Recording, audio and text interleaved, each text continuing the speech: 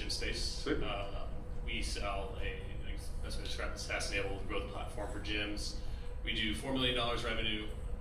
We'd like to be at 10 in 2 years. I think it's pretty. It says what's stopping me. I don't think anything's really stopping us. I guess the question is more like if you could help me identify the right question to ask to kind of ease the path, I guess, because there's a lot of ways to skin the cat. And there's ops, there's fulfillment, there's acquisition. Give me the metrics real quick. So it's 4 million top line, right? What's profit?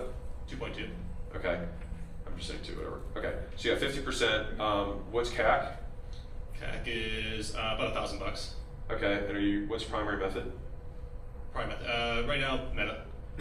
What percentage is Meta?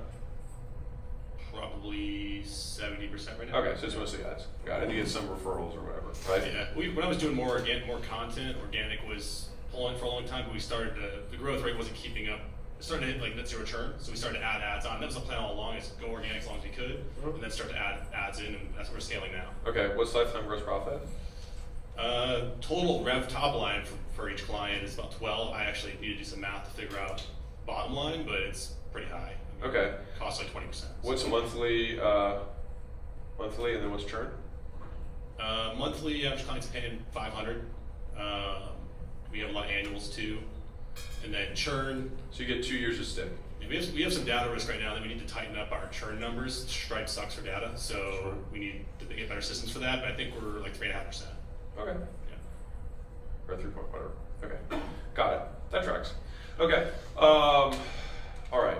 And so sales velocity right now, how many selling a month? 35. Okay. So you sell 35 units a month times 12K. So you're very you're a little bit growing, but you're doing this right now. Does that sound right? Yeah, we have a lot of room to scale the ads, but that's relatively new. I mean, really just 5 months ago we figured those out, and top line ROAS on that is pretty solid. Yeah. No. I mean, I can see the math. Yeah. Okay. So no, I'm looking at, just for everybody, I'm looking at hypothetical max, which is if you look at sales velocity times lifetime gross profit, or lifetime value rather, in the situation, because you said you didn't know what that was. Not that you don't know what I'm saying. So 35 times 12K, so 35% is 350 plus 70, 420. So basically, if he kept his existing thing, he'd be at 4.8 million. 4 times, yeah. He'd be at 4.8 million instead of 4. That's given like we changed nothing about the business. So you have a little bit of growth left with the existing sales velocity, right? And so you already have a lot of the hard stuff solved, which is that you have, I mean, basically, as long as annual retention is what it is and it stays at those numbers, you're at 12 to 1, which is pretty good. Yeah, I mean, it's a valuable business. You just need to make it bigger. Yeah. And so, I mean, we just need to make sure that the CAC scales. Sure. And you're spending $35,000 a month in ads? About 30K, yeah. Okay. Yeah, I mean, it's just like you have to get to like, $300,000 a month in ads. Right, you just scale up the volume. Yeah, so what breaks when you scale up the volume? Why can't we do more?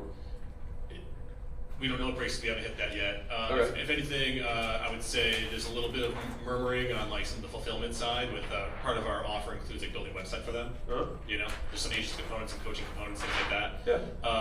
And the web team's starting to kind of scream a little bit. Okay. So probably just some bandwidth there. Yeah. So here? Manpower, Yeah. So, you couldn't double your sales velocity right now. I made a mess with my ops manager earlier, and he said probably some people could, but some people on the team couldn't. So yeah, we probably could. We definitely have room to go, but I think we're gonna come up against the wall here soon. So one of my questions was gonna be that follow up of like, do I stop and fix that now, or do we just build the plane as we fly and just keep charging? I'd build capacity. You're profitable, and I have found in a business that's like yours, as soon as I have, because like you're pulling off the gas right now. I'm feeling it, right?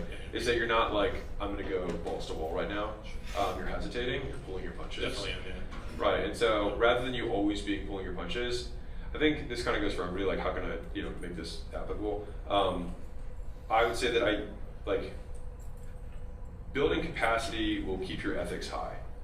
And so one of the interesting things is that like we have to either choose to sacrifice profit or reputation. And so if you're at a capacity constraint, either have to reach into your bottom line and build capacity, or you add to your bottom line by increasing demand and having something takes a hit. And so it's likely going to be your metrics or reputation. If you're not in a rush, which doesn't seem like you are, then I would build the capacity for you to get 3 more reps that can build. How many people are building the sites right now? It's 1 and then a couple of like VAs that are supporting them. Yeah, so it's like you getting double the VAs is not a hard task to do. Right, so I would just do that now. That'll cost you 17 cents. And then, and then once you had that, and then it's like now everything's super, tuned. Everyone's really happy. Then it's like then you're gonna feel really bullish, and you'll feel really good about spending. Sure. That would be the approach that I would have. Yeah. I got another question from the hip. Yeah. More personal, because you obviously worked in my space, worked with gym owners for a long time, and I've heard you talk about something about it. Yeah. And I've heard, and I share some of your pain when I hear you talk sometimes in some of the podcasts about like why you having at the time wanting to move on from that because of there's some very talented gym owners out there that are like some of my best friends that are like you've hired some the ones that are your clients, right? Because they're as talented there, but most of them are very low level sophistication, and it's one of those things where you feel like okay, level 10 skill set, level 3 opportunity. At what point did you cross that bridge of like screw this, we're gonna move on? Like, obviously I'm not there yet. We have goals in this business. Yeah. But like I've got like this 7-year itch, even though it hasn't been 7 years yet. Yeah. I think that when you are no longer in love with your avatar, and that's what I said when I started the business, was like, I will, like when people ask me the first 2-3 years of gym launch, like, what you I was like, hell no. I was like, I want to, save gyms, like take gyms from the knees to their feet, and like really fix the industry to the best degree I can. There was a turning point. It might have been because I was also like younger and probably more immature than I am now, who knows, where I grew disenfranchised with it. And it wasn't, and if I'm being honest, it wasn't a boredom. I grew resentful of, what have you done for me lately? And I think that part, again, I was like 20, I got into the business 26. I was 10 years younger than I am now. I made some massive mistakes in that business, and I didn't see how big it could have been. Like gym launch for sure. If I could like scoop my brain and put it back in time, like we could have exited for $400 million with changing very little about the business. And so there's for sure massive opportunity there. So I wouldn't consider. I couldn't see at the time a way to make gym launch bigger, and that's why I sold it. I didn't know what else I could do. I now know a lot of things I could have done to make a $500 million or $1 billion exit. I just didn't have and some of this is like, I wish I knew then what I know now, but like I only know what I know now because I went through what I didn't know, right? And so, the most expensive things in life are the things that we don't know we should. Right. Just try to focus on the bright spots, like because obviously we've actually probably shared some clients that had former gym launch clients come to my company, and of course when they come, we've had big little gym clients come to gym launch. Yes, of course, yeah, we know, we hear about those too. And no matter which way they're coming from, they always badmouth the other guy, right? They always say that guy sucked, right? And it's like that's the kind of thing you get resentful about, where you're like, but you didn't show up to any of the calls, you didn't do any of the work, right? Yeah. And then early on we were like, yeah, we're better than gym launch because we don't burn people, and then like we realized later that like, oh, half the clients still do the work, and it's like, oh, it's not anything else doing wrong or taking advantage. And it's the same. You feel that same resentment. Based on the numbers that you demonstrated, you have a good business. The metrics are strong. You have all the makings something that could become significantly more valuable than it currently is. There's obviously a couple moves off the board that are probably beyond the scope right now. But you have all the fundamentals. I'll say that. There is for sure a 9-figure plus opportunity with the business as it currently stands. Just need to put some pieces in place, and there's probably a couple of strategic investments that we could make that would make it like really attractive. Because I know that you got probably approached about acquisition at some point. A couple times now. Yeah. And it really was the things on your worksheet that it was kind of mutual. On one hand, like when they talked about potential amount, I was like, well, I can collapse that time frame and make the same money in 3 years instead of the 7x you're offering potentially. And then also they were like, well, you're kind of early too, so I see it too. It's just a want. Yeah. So. Appreciate you. Thanks, Alex. Yeah. If you're a business owner and you are not growing as fast as you'd like, I'd like to give you a free gift.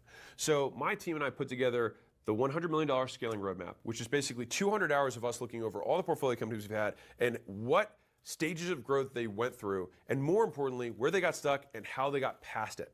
And so we broke it into these 10 stages, and we made this little kind of quiz thing where if you put in your business information, it'll tell you where you're at, and the most important part for you, what to do for each of the functions of the business across product, marketing, sales, customer success, recruiting, IT, human resources, and finance. And so no matter what you're struggling with, someone else has already struggled with it and solved it. And so I'd like to give you this thing absolutely free. You can go to acquisition.com/roadmap, plug in your business information. And if you want us to actually help you deconstrain the business and you're trying to scale, we'd love to help you out. On the thank you page, you can just book a call with my team and we will look at the business, see if we can help. And if we can, we'll invite you out to Vegas and we'll do this in person live.